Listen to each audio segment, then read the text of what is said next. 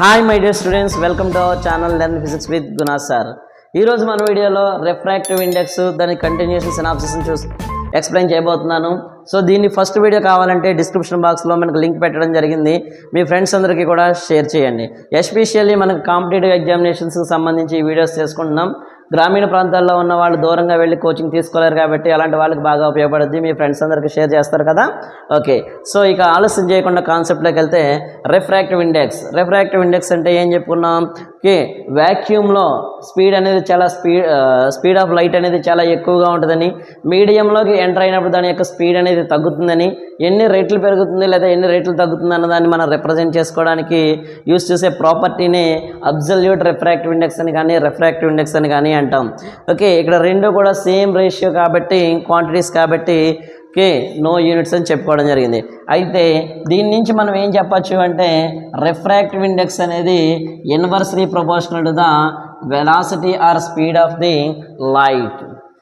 మరి ఇది టెంపరేచర్ మీద ఎలా డిపెండ్ అవుతుంది అన్నది మనకి కాంపిటేటివ్ ఎగ్జామినేషన్లో నెంబర్ ఆఫ్ టైమ్స్ అడుగుతున్నాడు. ఫర్ ఎగ్జాంపుల్ మనకి టెంపరేచర్ అనేది రైజ్ అయింది అనుకోండి. టెంపరేచర్ రైజ్ అయితే జనరల్గా సబ్స్టెన్స్ యొక్క డెన్సిటీ అనేది డిక్రీజ్ అవుతుంది.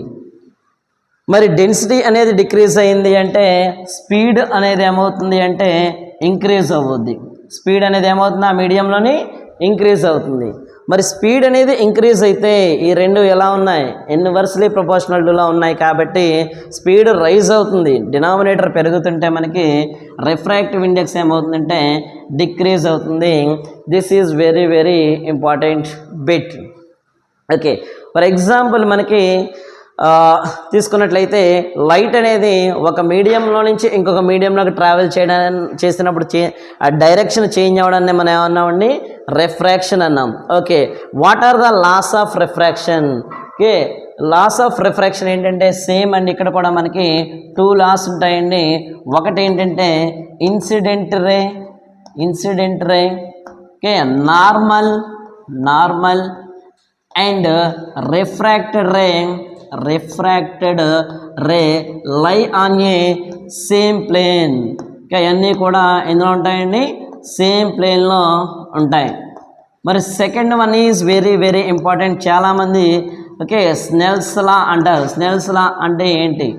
స్నెల్స్ లా అంటే జనరల్గా sign i by sine r అని చెప్తుంటారు. Mu equals to sine i by sine r అని చెప్తారు కదా. But actually that is not okay. ఏంటంటే ఒక మీడియంలోనికి ట్రావెల్ చేస్తున్నప్పుడు ఇది ఒక మీడియం అయినట్లయితే ఇది నార్మల్.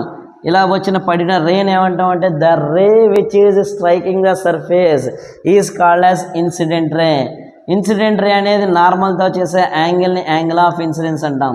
మరి ఇక్కడ మీడియం ఫర్ ఎగ్జాంపుల్ మ్యూ అన్నాను అనుకోండి, అప్పుడు మనకి ఏం తీసుకోవాలంటే mu into sine of angle of incidence అనేది కాన్స్టెంట్. అది స్నెల్స్ లా. ఓకే, ఇక్కడికి వచ్చింది. ఇది రేరర్ మీడియమో అనుకోండి. డెన్సర్ మీడియంలోకి వెళ్ళినప్పుడు ఎలా వెళ్తుంది అని అడుగుతాడు. అవే ఫ్రమ్ ద నార్మలా అంటే నార్మల్ నుంచి దూరంగా వెళ్ళిపోద్దా లేదా స్ట్రైట్గా వెళ్ళిపోద్దా, నార్మల్ వైపు వస్తుందా అంటే రేరర్ నుంచి డెన్సర్లోకి వచ్చినప్పుడు టువార్డ్స్ నార్మల్ వస్తుంది. ఇలా వచ్చింది, మళ్ళీ ఇక్కడ స్ట్రైక్ అయింది. ఇక్కడ స్ట్రైక్ అయితే ఇప్పుడు ఏమవుతుంది అంటే మళ్ళీ ఇక్కడి నుంచి ఇది ఒక మీడియం. ఓకే, ఫర్ ఎగ్జాంపుల్ ఇది మ్యూ 1 అన్నాను అనుకోండి, ఇది మ్యూ 2 అన్నాను అనుకోండి. మళ్ళీ ఇది ఏమవుతుంది? ఈ పర్టికులర్ పాయింట్ దగ్గరికి ఇది ఏమవుతుందంటే ఇది యాంగిల్ ఆఫ్ రిఫ్రాక్షన్ కాబట్టి ఆపోజిట్ ఇది కూడా ఆర్ అవుతుంది. బట్ ఇక్కడ ఇది ఏమవుతుందంటే ఇన్సిడెంట్ యాంగిల్ అవుతుంది. అప్పుడు మనం అక్కడ రాసుకున్నట్లయితే ఏమవుతుందంటే దీన్ని మ్యూ 1 అన్నాను కాబట్టి మ్యూ 1 సైన్ ఐ, ఇక్కడ తీసుకున్నట్లయితే ఇది mu 2 sine r equals to constant. ఇప్పుడు ఈ రెండింటి నుంచి మనం ఏం రాయొచ్చు అంటే mu 1 sine i equals to mu 2 sine r. Okay, that imply equation ఏమొచ్చింది మనకి? Mu 1 sine i equals to mu 2 sine r వచ్చింది. ఇప్పుడు దీని నుంచి mu 2 by mu 1 equals to sine i by sine ఆర్గా రాసుకోవచ్చు. మ్యూ 2 బై మ్యూ 1ని mu 21గా రాసుకోవచ్చు. అంటే refractive index of the second medium with respect to first medium which is equals to sine i by sine r. దాంట్లో మనకి speed of light v1 అన్నారు అనుకోండి, మ్యూ 1 ఈక్వల్స్ ఏమవుతుందంటే c by v1.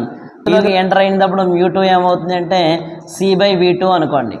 Then mu 1 by mu 2 ఏమంటామంటే the refractive index of first medium with respect to second medium. Refractive index of the material first medium with respect to the second medium అంటే అప్పుడు మనం μ1 అంటే ఏమొచ్చింది మనకి ఇక్కడ c/v1 వచ్చింది. μ2 అంటే ఏమొచ్చింది ఇక్కడ c/v2 వచ్చింది. మరి c క్యాన్సిల్ అయిపోయింది అనుకోండి. μ12 ఈక్వల్స్ టు ఇది డినామినేటర్ కిందకు వస్తుంది, ఇది న్యూమరేటర్ పైకి వెళ్తుంది. So v2/v1 that is also very very important. ఇక ఇది వేవ్ లెంత్లో చెప్పండి అన్నాడు అనుకోండి. యాక్చువల్లీ మనకి ఫార్ములా ఏంటంటే velocity equals to frequency into wave length. Velocity equals to frequency into wave length. Okay, first మీడియంలో v1 μ1. మరి μ1 ఎందుకంటలేదంటే నిన్న క్లాస్లో మనం చెప్పుకున్నాం. ఓకే, లైట్ అనేది ఒక మీడియం నుంచి ఇంకొక మీడియంలోకి ట్రావెల్ అయినప్పుడు దాని యొక్క ఫ్రీక్వెన్సీ మారదు, కాన్స్టెంట్ కాబట్టి న్యూగా రాసుకున్నాం. సెకండ్ మీడియంలో రాసుకుంటే v2 ఈక్వల్స్ టు μ2. దాని ప్రకారం మనం ఈ ఫార్ములా కనుక తీసుకున్నట్లయితే μ12 ఈక్వల్స్ టు v2 అంటే ఏంటి రాసుకోవచ్చు μ2 and it is μ1. if new cancel λ2/λ1. this is also a very important formula to calculate the refractive index by using the wavelengths.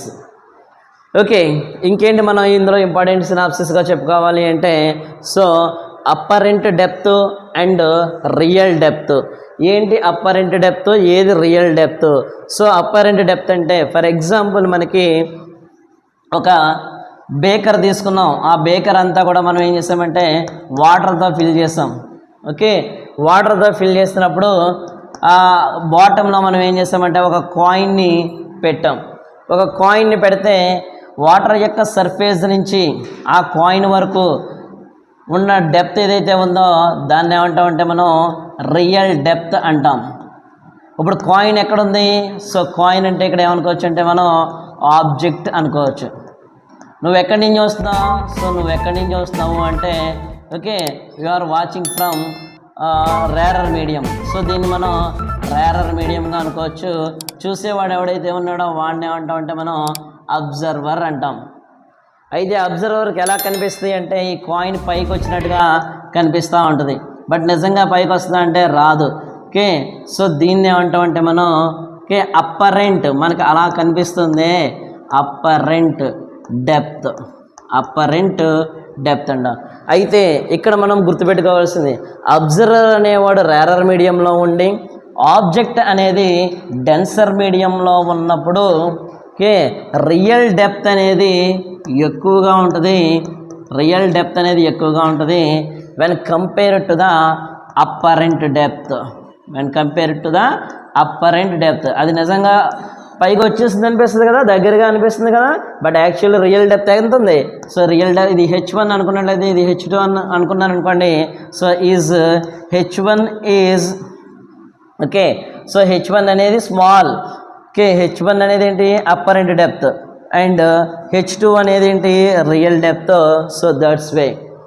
For example reverse అయితే కండిషను, రివర్స్ కండిషన్ అంటే ఏంటి? So reverse condition అంటే ఏంటంటే observer అనేవాడు ఎక్కడున్నాడు అంటే now observer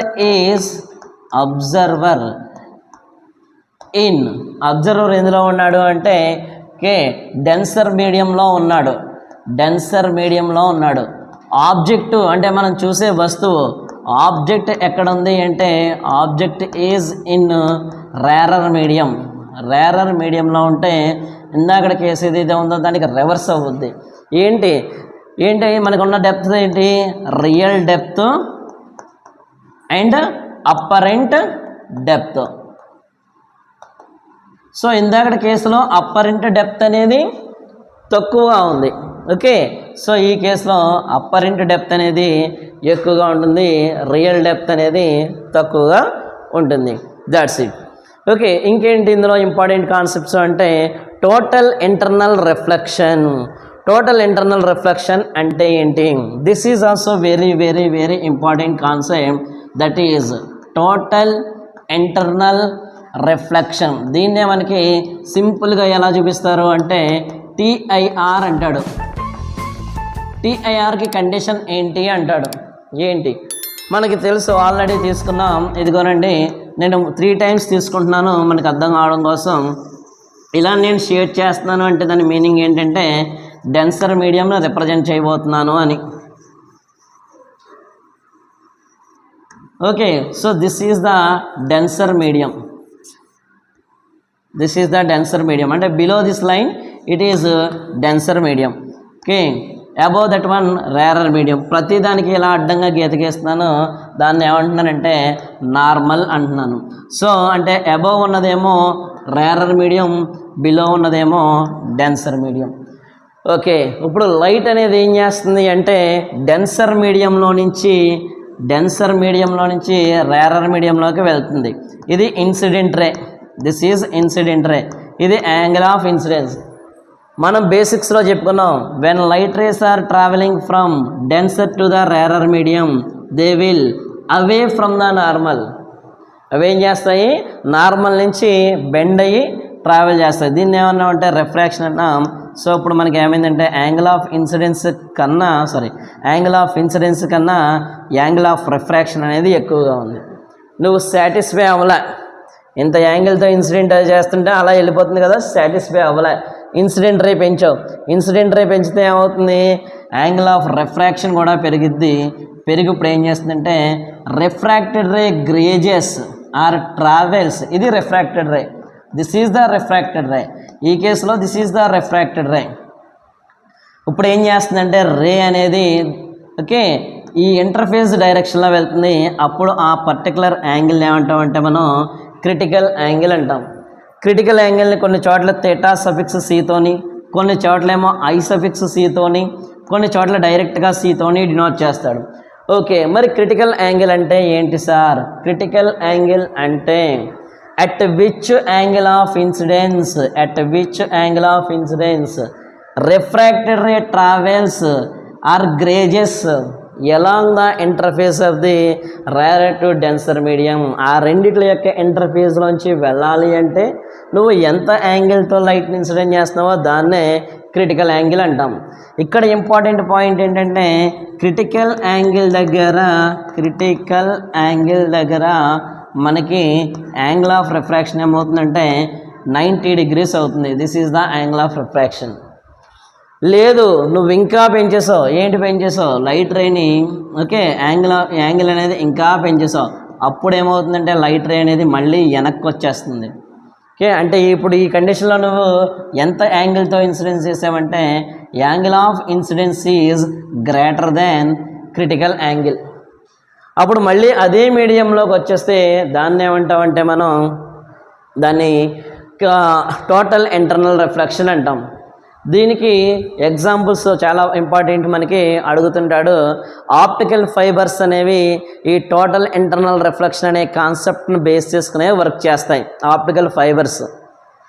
ఇక mirages అంటే ఏంటి? ఎండమావులు దూరంగా మనకి నీళ్ళు ఉన్నట్టుగా కనిపిస్తే దగ్గరికి వెళ్ళేటప్పుడు ఉండవు కదండి. సో దానికి కారణం కూడా ఏంటంటే టోటల్ ఇంటర్నల్ రిఫ్లెక్షన్. మరి బ్రిలియన్స్ ఆఫ్ డైమండ్ చూస్తే చాలా షైనీగా ఉంటుంది కదా. సో ఎందుకు షైనీగా ఉంటుంది అంటే దాని యొక్క ఇండెక్స్ అనేది దానికి చాలా ఎక్కువగా ఉంటుంది. దట్ ఈజ్ 2.42గా ఉంటుంది. దాని యొక్క క్రిటికల్ యాంగిల్ దాని యొక్క క్రిటికల్ యాంగిల్ అనేది 24.4 degreesగా ఉంటుంది. సో అందువల్ల మనకి డైమండ్లోకి ఒకసారి లైట్ వెళ్ళిన తర్వాత బయటకు రావడం కష్టం కాబట్టి నెంబర్ ఆఫ్ టైమ్స్ అది ఇంటర్నల్ రిఫ్లెక్షన్లో పార్టిసిపేట్ చేయడం వల్ల మనకి అది బ్రిలియంట్గా కనిపించడం అనేది జరుగుతుంది. ఓకే, సో ఈ కాన్సెప్ట్స్ బేస్ చేసుకుని మనం నెక్స్ట్ వీడియోలో ప్రాబ్లమ్స్ చేసుకుందాం. మీకు ఏమైనా డౌట్స్ ఉంటే కామెంట్ సెక్షన్లో పెట్టండి. Thank you for learning here.